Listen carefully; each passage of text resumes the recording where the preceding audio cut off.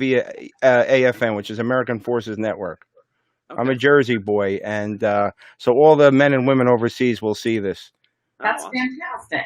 So that's cool. I just want to make sure that you're not being cut off, David. Let me just make sure here. Kira, how you feeling today? I feel great. I still have my lashes on from last night. She has after party hair. Well, that looks pretty good. That's not too bad. All right. Let me know when you guys are ready, and we'll get moving. Ready? Okay. Okay. All right, everybody. The time is 7:00. We are live here on Animal House Radio, and we have two very special guests in the house, two very talented actors, and they're starring in this awesome new movie. I've been watching the trailers on it, and it actually is released today. It's called BECKMAN. Please welcome the stars of that movie, Miss Kira Reed Lorsch and David A.R. White. Hey guys. Pleasure Hi, y'all. pleasure to have both of you. I did a lot of research on you, and both of you have amazing careers, and I'm very excited to talk with you today. I got to tell you, I've been watching the trailers, and right off the bat, Kira, your character is so... Just the description of the character made me want to see this movie. Book club mom by day, human trafficker assassin by night. Right then and there, I got to see this movie. Well, yeah, I wanted to be in this movie when David and the director Gabriel described the character that I might be playing in this movie. I said, "Sign me up, please. Sign me up." I mean, it's very rare that you get something that's complex and dangerous and playing kind of a dual part too, you know. So I was really excited. I was so grateful to, you know, meet David and have them trust me in this movie. And you know, I get to fight with David, our action hero star. He plays the title character, Aaron Beckman, the name of the movie. And let me tell you, this guy is no joke. He's a bona fide action hero, David A.R. White. So I don't want to give too much away, but let's just say, David, you never checked to make sure I was dead. So, you know, I kept going back. David, didn't they tell you always double tap or whatever? They do. They tell you you got a double tap in the head, right? And, that's the number one rule on Zombieland, double tap. I think it's rule number 2. yeah, exactly. But David, let me start with you. You're and I find you such an interesting person. You are involved in Christian faith genre projects. Okay, now you're doing a movie like this, and it's just from, like I said earlier with the trailers, I'm hooked. How does a movie like this not overshadow what the message you're really trying to send? That, you know, listen, hey, I'm just an actor, but you know, there is violence in the world, and how do you overcome that and make people say, you know, you're a hypocrite? Or, you know, I like that. That's a very nice question. You know, there's never been a revenge faith movie with faith elements, strong faith elements. Man on Fire had some of it, a little bit, which was, you know, we loved. We loved John Wick. We loved Taken. And this takes all pieces of those movies, but then in the same way, it kind of goes from our genre, which is, you know, even hitmen wonder what's their purpose in life. right? Is this our purpose? I mean, they have that inner monologue going on in their head too, just like we all do. You know, what am I here for? You know, am I here just to kill people, or am I here to, you know, to take out the trash, meaning the bad guys, or is there something greater with that? And this movie kind of takes a look at that. We still have the fun of the action. Obviously, there's a lot of, you know, different action sequences. The body count's quite high. But there's also, you know, especially coming right off the quarantine that we've been in. I mean, obviously some of us in California here, we're still in it. Yeah. But we've all been free falling for a while. It kind of feels like, you know, Yeah. we don't know how we're going to land. We don't know where the world is going to, you know, can we go outside without masks? Is everybody going to be okay? Or are we going to get you know, COVID and die? We don't know. And I think this, in part of that, just kind of takes that free fall. Here's a guy who's just free falling, and he has those questions, and we start to look at some of those. Well, I think during this time that you're going to see a lot of people free falling and, have to reinvent themselves and begin a second act, as it were. And I meant no disrespect with that question. I'm 100% in your corner, and I love it because I don't think there's another movie I can watch on Netflix. I'm starved for decent movies right now, because New Jersey, we're loosening up, and I feel bad for you guys out in LA because it doesn't seem like they were saying August the studios were going to open. Now it's November. So, we're all starved for entertainment, whether it be a movie, comedy, music. So, it's couldn't pick a perfect time to come out. Thank you. Yeah. We're proud of it. It's everywhere. And it's been a fun experience. That's for sure. Right, Kira? Oh yeah. And there's PureFlix Entertainment too, So you can see David in a lot of things on his network as well. So if you've gone through Netflix already, make sure that you sign up for PureFlix. Oh, now I got to try PureFlix. Absolutely. There's even your quarantine one, right, with Eva LaRue and Tom Arnold and your daughter. Yeah. Oh wow. Yeah, no, we've done, PureFlix obviously has been around almost 15 years. Thanks, Kira. That was a very nice setup. And, but, our goal is to make films that kind of uplift and inspire, that also bring people to higher levels of insight to who God is and what is that purpose that he has for each and every one of us. And so we try to do that in so many content, in different pieces of content. And pureflix.com has over 10,000 pieces of content on it right now, and so there's a lot to watch. So yeah, sign up. I'm all about spirituality and faith, and my only issue during this pandemic is that there's Johnny come latelys. Oh, I need to get Jesus in my life. Well, where was it when you were doing well and there was no pandemic? You didn't seem to want to be bothered with with faith then. Other than that, like I said, I try to, everybody tries. Nobody's perfect. As you get older, you start to realize. When I was younger, I was a train wreck, and I made mistakes, and I think they make you who you are. So, and I give you kudos for that, because I think we need more positive messages out there, and you're doing a great job at it. So, well, thanks, man. I appreciate that. And Kira, I did some research on you. Your career goes back a long way. ER, NYPD Blue. So how did you get the acting bug? How did it start for you? You know what? I was a little girl. I was always a ham. I was in the school play, and it was something that I was really good at. I was shy, but if I was playing a character, if I was dressed up on stage playing a character, this little girl had a big voice. So I found it as a way to express myself. And actually, I learned how to memorize lines because my mom used to make me memorize the books of the Bible backwards and forwards. So I was really good at memorizing lines. So someone would give me a monologue or someone would give me a Shakespeare thing, and I could look at it and I just knew it backwards and forwards. So I had that as my basis, and I saw a good friend of mine. I don't know if you know the actor Ron Moss. He's on The Bold and the Beautiful, and also the series The Bay that I won this beautiful Emmy for, and I played Joe Connors on. But his wife, Devin DeVasquez, back in the day, who I've been friends with now, I saw her for the first time as a Star Search model. When I was a little girl, when I was 11 years old. And I said, when I grow up, I want to be exotic and mysterious and beautiful and on TV. Oh, wow. You did. Yeah. Mission accomplished. Mission accomplished, exactly. I got the bug, and I came to California as soon as I could. I got a scholarship to UCLA School of Theater, Film, and Television. I worked for the Bunny for Hugh Hefner for 12 years, started off as a girly girl and ended up running 3 shows on their network. And it really established me and taught me how to be a producer. So, and then ever since then, I've just been working in film and television, and I'm so glad to keep doing it now with BECKMAN. Yeah, I mean, like I said, I know it's just released today. I can't wait to watch it later on tonight. David, now you started out early. I could have swore I saw you in 2 movies. I don't know if they weren't huge. You were a pizza delivery kid on Coach. Yeah. And you were also in one of my favorite movies was Outbreak. with Oh, Dustin yeah. Hoffman. Yeah. And know well, that. yeah. How did it start for you?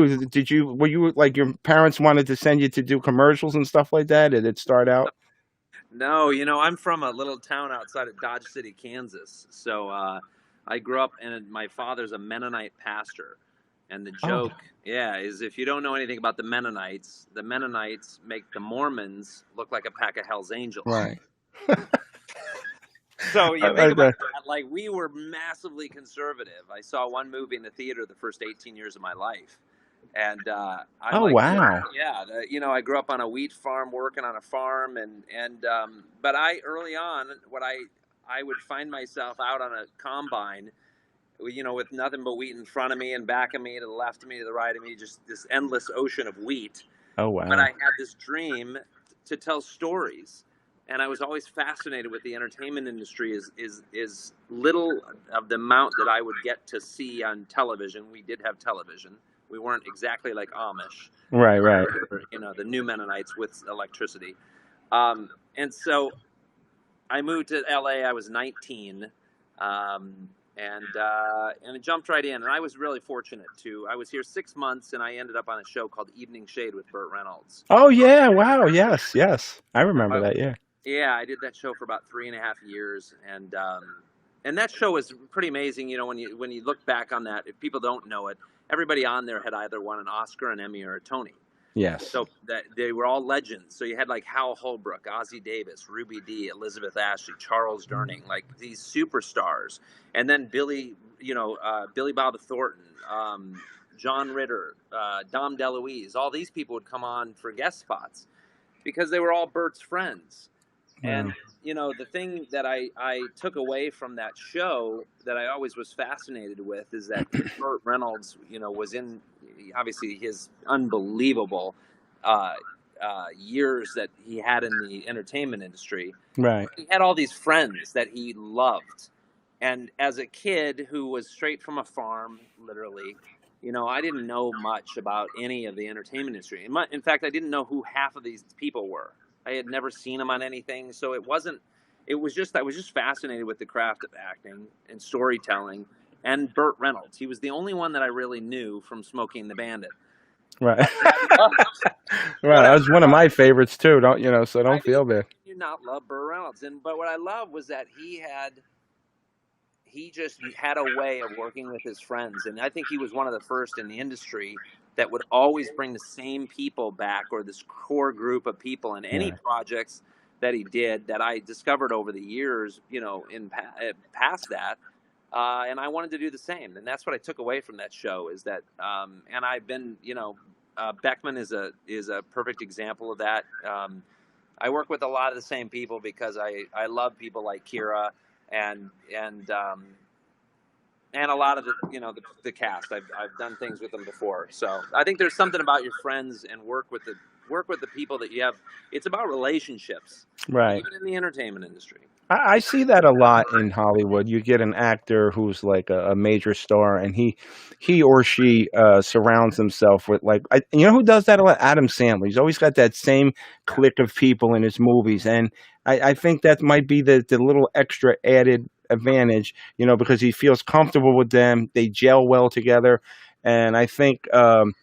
As with the cast of Beckman, like I said, the trailer has me hooked. I can't wait to go watch it tonight. Without giving too much away, David, give us a little background on Aaron Beckman, without giving too much of the story away. Just Well, he's a hitman, and he's been a hitman for a while, but he's tired of that life and he wants out. And his best friend comes to kill him. And so in the process of that, he ends up living, but being shot up, and he stumbles into this church, and this pastor, played by Jeff Fahey, takes him in and nurses him back to life. And in the process, he kind of builds this little family. He takes this runaway girl off the street, Brighton Charbino. You might know her from Walking Dead. yes. Yeah, and she's great. And and he ends up developing this little family of these younger people, and then just an eclectic group that wouldn't be put together if it wasn't for odd circumstances. Right. Well, then Kira's boss comes in, played by William Baldwin, and they're cult leaders and traffickers, sex traffickers, and they end up coming in, and he wants his muse back, which is Brighton, and he basically takes her and kills people in my world, and that causes Beckman to go back and seek revenge and go on just a, you know. Oh wow, that's just from what you're telling me. It's so interesting. Kira, the role of Janice, she is. I love that name, Janice. Yeah, so awesome. it's like such a homemaker name, but like It's a homemaker. it doesn't even begin to describe the person, you know. Assassin, exactly. Kira, when you have to do a role like that of Janice, when you're a well-adjusted, normal person, how do you get into the mindset of a person like that? Because that's got to be difficult, especially you too, David. Like with the two, they're very complex characters, you know. And I think from like what I saw, it was amazing. So, how do you prepare to be maniacal? I mean, well, I think we all have light and dark in all of us. Thank goodness, you know, I have tendencies that I could go dark, and I think everybody does. And sometimes I like to play in the fantasy land of those things, especially because then it gets out of my system, and I don't really have to do horrible. She dark doesn't have to go home and kill people. It's great. things in real life. already done it. It's so funny. A girlfriend of mine who saw our premiere screening last night, which we had at the Universal Hilton, Roger Neal put a great social distancing outdoor screening together. So we played by all the rules, and we got to share it with some of our key people. And one of the people that I really admire her opinion, she said, Kira, you know, I always knew, you know, I always had this weird suspicion, like somehow you were hiding something, like maybe you were a hit woman or something. And I was like, oh, really? And I said, well, so somehow I think I just have, I have that dark secret evil accessible. Right. Somehow and with Janice and with a movie like Beckman, I get to bring her out to play. So I think you just, you know, I think the easiest acting, you know, advice I ever got is you just have to believe what you're doing. And, you know, so if you say, okay, this is who I am and what I'm doing, and you believe it in the moment, you know, it's, you just go there if you can click into that place. And it's so easy to work with masters like, you know, Billy Baldwin and David and you know, Brighton is a superstar already, you know, at 18 years old. She's going to do great things. So to be able to work with these people and a director who's really helpful, of really keeping it real. We had a lot of fun on this set. Where's my shovel? You know, breaking up and making TikTok movies for David's, you know, TikTok in his Instagram and stuff. But then we were able to snap into where we had to be. So, you know, I flicked that evil switch. There you go. And David, she is lethal because she said if anybody comes in her house, she's going to hit him with that Emmy, and that ain't no joke. That thing's heavy. Exactly. Yeah, I don't know if you see the trailer, but Kira is like, she ends up taking this knife, which is almost, you know, a little horrorous. But yeah, she does a number on poor Beckman. There's no doubt, with stabbings and cuttings and just, I mean, it's brutal. This isn't like any other Faith film that we've seen. It's, you know, right. It's a little, it's got its edges, no doubt. So, you know, I just a couple more people that I think that I want to just mention in this cast. Obviously, is Burt Young. Let's just start with him. Oh, that's my what boy, a legend. Paulie. You know, Yeah. If you don't know much about Burt has been in every Rocky movie. He's like, him and Rocky are the only ones in all the Rocky movies. Yes. Yeah. And he was a pleasure to. I think we might have been one of Burt's last movies that hopefully not. Hopefully Burt's coming back more, but you know, he's been kind of semi-retired for a while, and but he was wonderful in the movie. And then we have Danielle Monet, who was Summer Rae in the WWE for almost 7 years. Who your fight scene with her is so good. Yeah, it was. You know, it's amazing what those WWE wrestlers, they know. and Oh, they're conditioned. Let me tell you. Yeah. she is just she's got a lot of strength to her, and an unbelievable fighter too. So, and then who else are we forgetting, Kira? Obviously Vincent DePaul, who is Yeah, he wonderful plays my at brother. Court. No, Nobu, I think, is a standout, kind of newcomer to me. I'd never seen him before or met him, but playing a surprisingly fun character in the movie, and Yeah. of course, becoming Well, back there's to the, Beckman too, right? there's a little bit of in this as well. There's a network. So you know how like in John Wick, there's the network, Right. and so we allude to that, and that's what Nobu is part of that network Right. of assassins, of other assassins. So we got a lot of assassins in this movie. Yeah, like I said from the trailer, when I saw Burt Young, that was a pleasant surprise because I haven't seen or heard him doing anything recently, so that was cool. And with the, I actually have a clip. Can we show the clip, David? Please, yeah. All right, here we go. What, preacher? What are you gonna do? You are a good man. God will turn this around. You will see.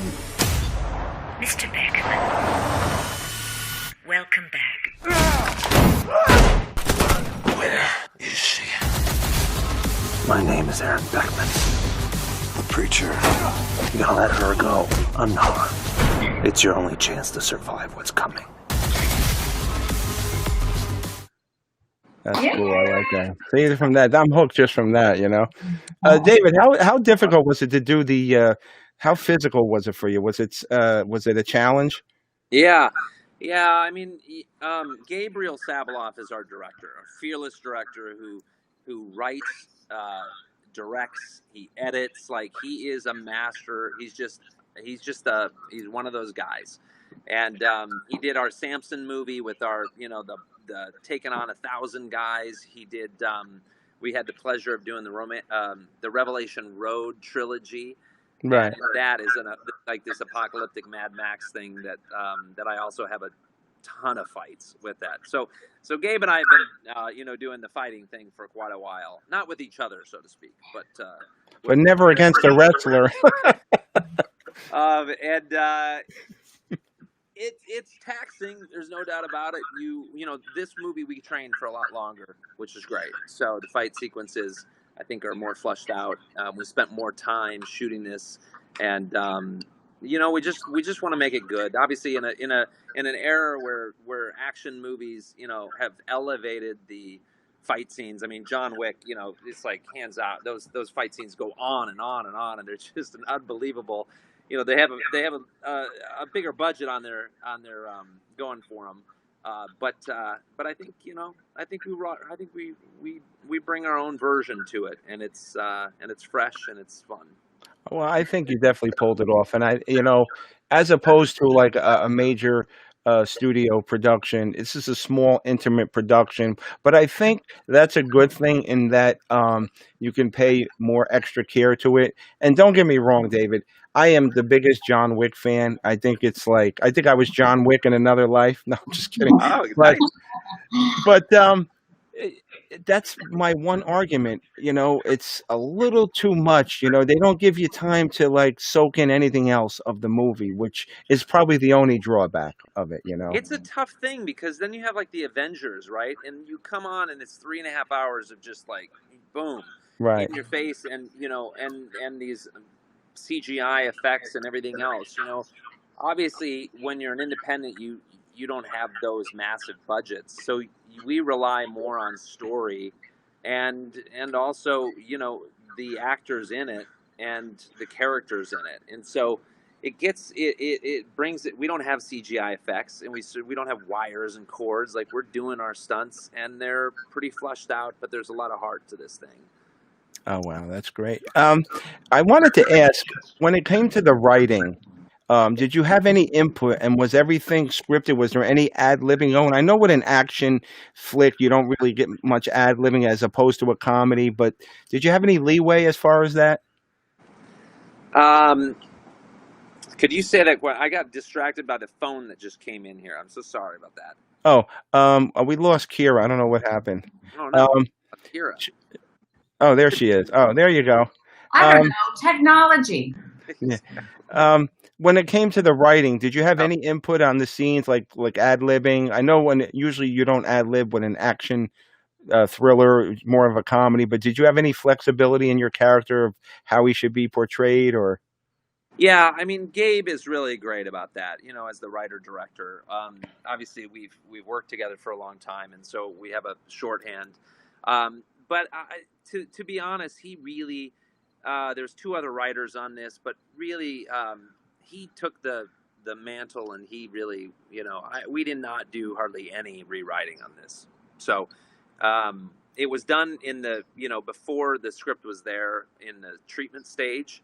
But once we approve it, then he goes, and we don't tinker too much with Gabe's stuff. Like he does his, Gabriel Sabloff is, you know, he's got it going on, right? Would you say, Kira? I would definitely say, the only thing I would say is we did change some things in the moment, it being an action movie, like the action really dictates the dialogue sometimes. Like the scene that we have in the basement with you, there was a lot more of me just talking, and Gabe cut, he's like, you don't have to say all that. You're just gonna like say the gist of that slash, say the gist of that slash, like you have to get into the rhythm of the action. So when you're doing such a physical kind of movie, you do have to be able to kind of adjust on the fly to make the action work. Yes. You don't want to have a monologue in the middle of your punch. No. Right. No, I agree. You got to keep it flowing today because, you know, I've been doing stand-up comedy for years. I just got into radio the past 9 years. And I noticed that especially over the past decade or so, attention spans aren't what they used to be. If you don't grab them right away, you'll lose them. So, yeah. I mean, this is not a problem for this movie. I know they're going to love it all the way through. So, but do you feel that you've noticed that over the years about people? They just can't sit through things, or they get impatient. Yeah, 100%. I mean, you know, that's always the fear, I think, as a filmmaker, is that when you put something out that people will check out, and especially, you know, even like last night was obviously was our premiere, and it was an event that you bring people to this. You know, we've never had so many people come and watch something or watch this specifically, and you hope that they're not rocking in their seats and getting up in the middle and checking out, and they weren't. And it's great to see, and that's always just, you know, very rewarding as an artist, that you're holding their attention. So yeah. Now, Kira, give me some insight into Janice. Is she 100% evil, or she does have a good side?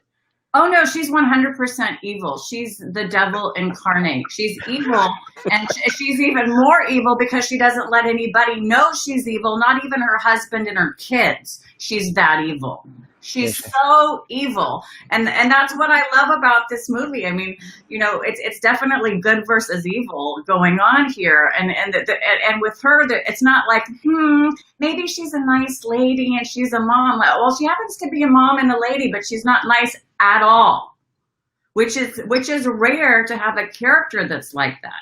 She's not nice at all. When it is in the core, she is possessed by Satan.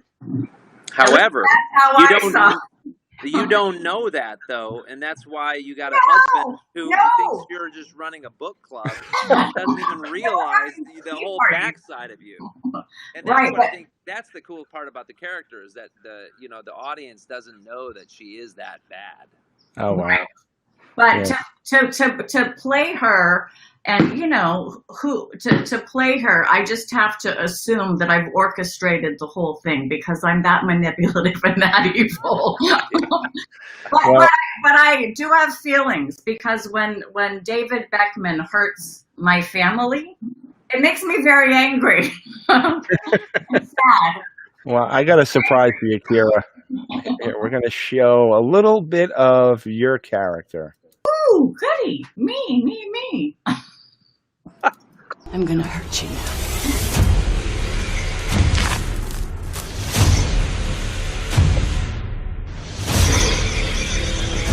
Janice, what is happening? It's a misunderstanding. Just do what he says. Is she dead? I don't know. Where is she? I don't No. No. I remember that night when all was in balance.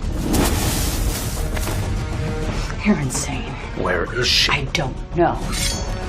Let me go! Don't give me any trouble. They're not involved in this. Sit. What have you gotten me into? I'm gonna be there when Reese takes you apart. Piece by piece. I'm your husband. I deserve to know. Shut up, Jim. Would you just shut up? I love it. Oh, that is so great, though. Like, you have those eyes. You know what? That's so great when you see it, especially Italians. You know, we talk with our hands and we talk with our eyes. You're like, I don't know. I'm like, after you told me that, I'm like, okay, I got no problem. You know? I had so much fun playing with David in that scene, and just kind of all of us finding our characters sitting around a table, like, you know, it's a situation that you can't imagine yourself in, so you just have to believe you're in it. But when you have a gun pointed at you, you're honest to gosh, you know, real scared reactions, or real how am I going to get out of this reactions, which is what Janice goes to, start ticking away. So I want to do some more Janice. I miss absolutely. Yeah, you know, and it was a real, like I said before with Burt Young, it was a real treat to see Billy Baldwin. Now he plays the cult leader, David. Yeah. Billy Baldwin. First of all, can I just say a shout out to Danielle Miller, who's been writing on the side. And Hi, Danielle. Oh, Daniel. Daniel is a huge fan of the show, and he's from Canada. Yeah, thank you, Daniel, for watching this show and watching, you know, hopefully Light and Darkness, I think you mentioned too, which was you know, the last God's Not Dead one. Yeah, Billy Baldwin plays this billionaire cult leader, and I think what's interesting about this is anytime you have a guy with $1 billion, right? There's something, probably because he got $1 billion. There's something also a little bit over here, shaky over. They're all megalomaniacs, no matter who they are. Yeah, and so this guy decides to play cult leader, and he just, you know, he sets up his own cult while running a sex trafficking organization as well. So obviously, you know, there's something not quite right about this guy.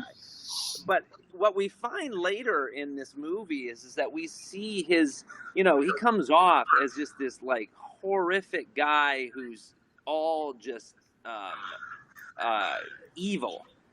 And yet, I don't know, Kier, if you noticed this, but in the script, and I missed this several times in watching this, but I just picked this up, is that you see the chink in his armor toward the end, and you realize that underneath, he's just a scared guy like other people. And, you know, and all that, all the money and all the culting and all the sex trafficking, all of it is just this facade that he's hiding behind. Which I love that. It's like what's behind the curtain type of a thing. That's what I mean, again, the script was so smart. Yeah, you know, just from, like I said, just from what you're telling me, it seems, you know, with the shoot 'em up thing, you know, it's been done a lot, but this seems to be a fresh perspective. And like I said, and I know I speak for a lot of people, we need good entertainment. We need good movies. We need music now more than ever. Now, for the both of you, Kira, how are you? You know, during this pandemic, you're in the heart of it right now. You're in ground zero practically. How did you cope with the pandemic? A lot of pizza and ice cream and vodka. The first like fear part of it, and then it's like, okay, that can't go on forever, and you don't want to give in to giving up either. So I was lucky to be quarantined with my animals and my brother in my house down in Oceanside, so I was able to get out of the city. I was able to have company. We did a lot of cooking, and he plays music. I play music very badly, but we played on the drums and danced around the house, and, you know, we have big balconies that overlook the ocean, so it never felt too cooped up. And also, I must say that keeping in touch with friends like David and my dear friends Nancy and Vincent and Kathy and all the people, you know, like you could actually call someone and they would pick up the phone. It wouldn't be like texts and emojis and, Right. nobody answering the phone. Like actually communicating with people was really helpful. And also, like you said, you ran out of Netflix things to watch. Yeah. I had a great time watching. I'm an AFI member, the American Film Institute, and support them in film preservation. So they would send us a movie of the day. So all of those old movies, I watched David's quarantine film miniseries on Netflix. They're actually nominated for a Family Film Award. Him and his daughter Ocean are both nominated. Best Show, Best Actor, and Best Supporting Actress for, is it Finding Love in Quarantine? Am I saying that right? Yeah. Yes, Yeah. and it's on PureFlix. PureFlix. And that was a feel-good thing. And that's what I wanted to watch. I wanted to watch Marvelous Mrs. Maisel. I wanted to watch Kimmy Schmidt. I wanted to watch Schitt's Creek. I wanted to watch fun things that took me out of the panic. I did not want to watch, 100%, Kira. I'm on that same page. I absolutely refuse to watch the news. I mean, I watch it for 5 minutes just to get the bullet points to make sure that the planet's not going to implode, and then I'm out. I'm going to be watching BECKMAN tonight. Everybody Loves Raymond. Everything I can do to get my spirits up and not think about this nonsense. And David, now with your downtime during the quarantine, did you actually? Because you alluded to a BECKMAN Part 2, which I can't even wait to see that as much as I can wait to see the first one. But are you already thinking ahead to how your character is going to go, or what you want to do differently, or? Yeah, I mean, obviously, when you when we finished shooting, it was, I mean, without giving too much away, it kind of, sequels kind of can work. Right. But ultimately, it depends on how the audience reacts to the first one and whether or not, you guys love it. And we hope that you do, so we can all go to Thailand and because that's where it's taken us. So yeah, which is why Janice is not dead, apparently. Thank you. Well, you heard it here first. Watch out for the soccer mom. Yeah. Now we're live here on Animal House Radio with David A.R. White and Kira Reed Lorsch, the stars of the new blockbuster movie, BECKMAN, and it's out on all major platforms, DVD, Amazon, everywhere you could watch a movie. And I really stress and recommend, listen, guys, right now we need all the entertainment we can get. So I highly recommend you watching this movie, and to all our men and women overseas. And David and Kira, I got to relay a message. We sent, when I spoke to Roger about having you guys on, I sent a copy of the link to the trailer to some of our men and women who are in forward areas down in Afghanistan. And they went absolutely berserk over it. So you're going to get a lot of support out of the Middle East, not bad kind, good kind, from our soldiers. And they absolutely praised it. They were saying, and I know they're going to enjoy this interview, but I just want you to know that entertainment, as much as we need it here on the home front, those men and women overseas, not so much if they're in Alabama, because they could usually get in touch with their parents. But when you're in a forward area, making a cell phone call or speaking to your loved ones is not as easy. And you don't know, the bottom can drop out any minute. So I just wanted to stress the importance of how much they enjoy being entertained by movies like yours and all other movies. And if it's for an hour at a time that they could forget where they are, it makes all the difference. So on behalf of them, I want to thank you guys. Yeah, well, thank you. Thank them for their service.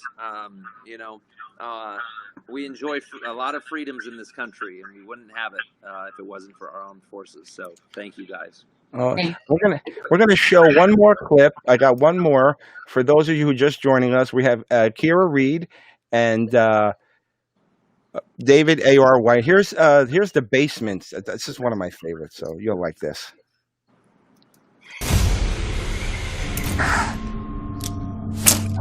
Don't make any noise. No one's gonna hear you except for her.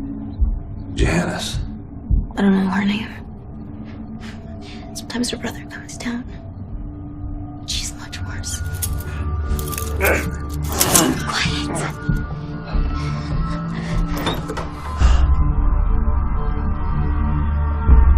This is so cool.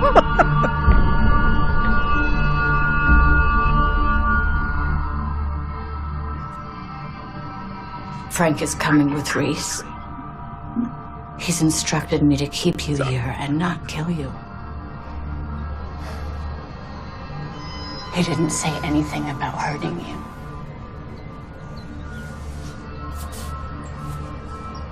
I'm gonna hurt you now.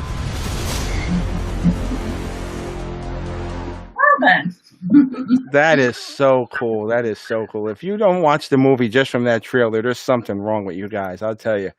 But David, let me ask you a question. When somebody, a moviegoer watches this movie, what is the one thing that you hope that they take away from it? Even though it's an action-packed movie that has violence. So what is what is the key message that you want to relay from your character, and what you hope they take away from it?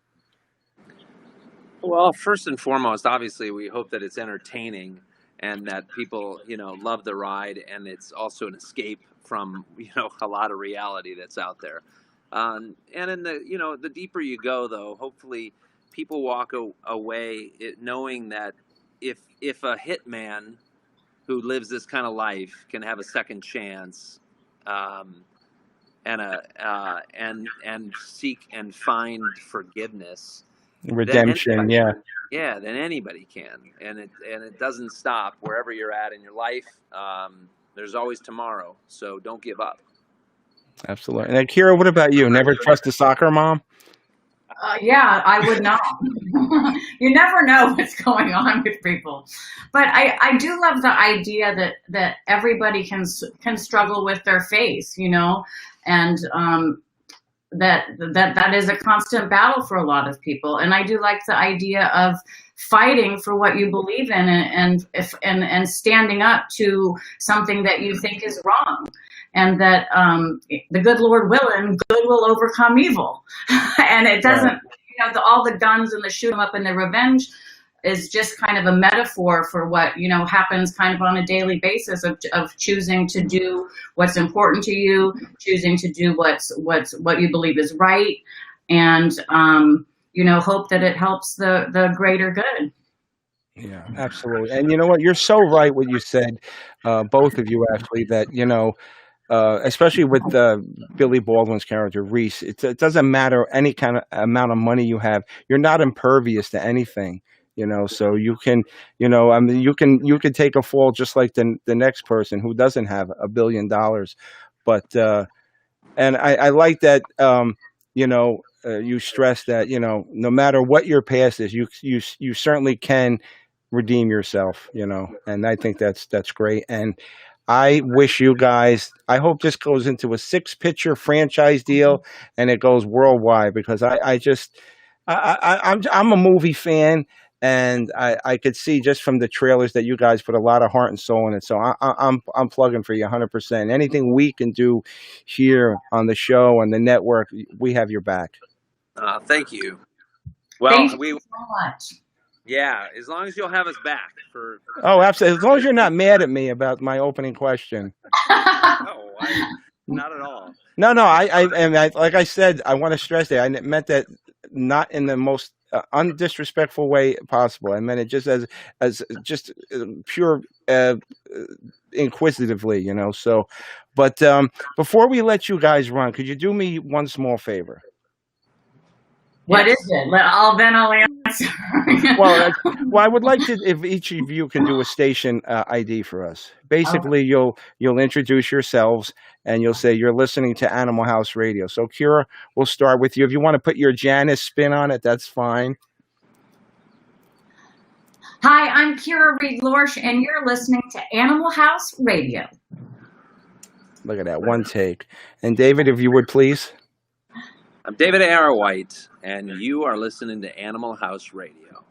Look at that. Perfect. Guys, God bless. Please stay safe during this pandemic. We're not out of the woods yet, but and like I said, I want to reiterate, Beckman. It's out on DVD today and all major platforms where you can watch a movie. Please support this movie and watch it. I know you're going to like it, and I know once you see it, you're going to say, we want to see the sequel. Guys, thanks again, and thanks to Roger Neal for putting this together. You have an open door anytime you want to come on. Thanks so much. Thank you. God bless you guys.